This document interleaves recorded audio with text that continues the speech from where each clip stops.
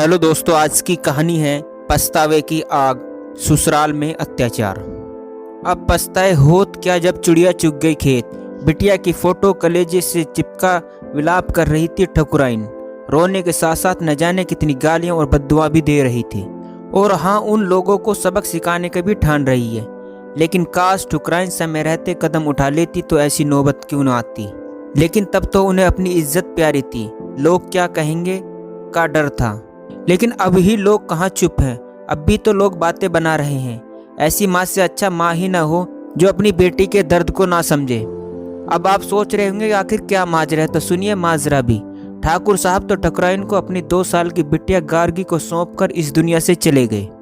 गार्गी की परवरिश ठकुराइन ने अकेले ही बड़े नाजों से की थी। ठाकुर साहब की बहुत संपत्ति थी जो सब ठकुराइन और गार्गी की ही थी, क्योंकि ठाकुर साहब अकेले जो थे।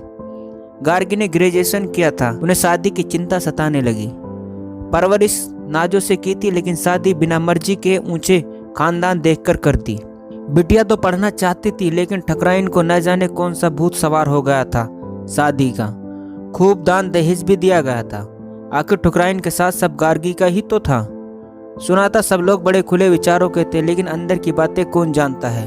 3 दिन बाद पग फेरे पर आई गार्गी के चेहरे पर कोई खुशी न थी, लेकिन ठकुराइन ने जानने की कोशिश भी ना की।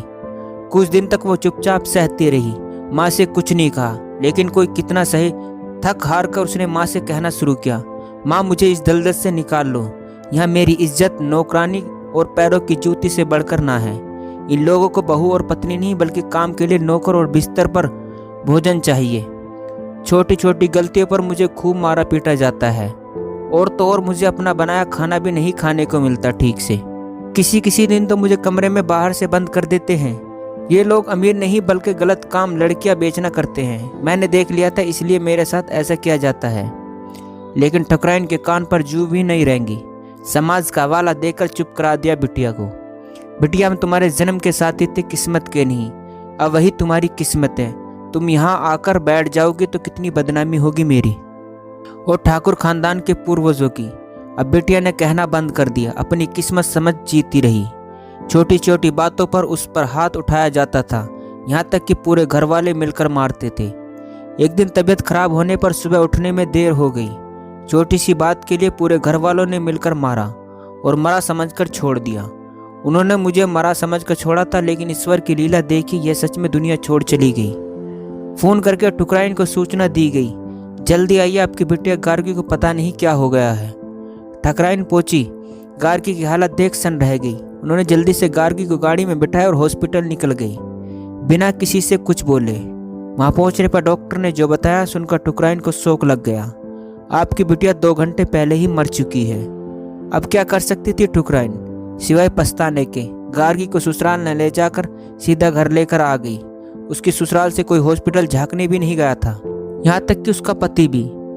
यहाँ से उसका अंतिम संस्कार किया गया। जिस माँ की कोख से जन्म लिया, उसी माँ की आंखों के सामने इस दुनिया से चली गई, और माँ झूठी शान में कुछ न कर सकी। ब्याह भोज का कार्यक्रम खत्म होने के दूसरे दिन बिटिया की फोटो गले जिसे चिपकाए जार जार रोई जा रही थी।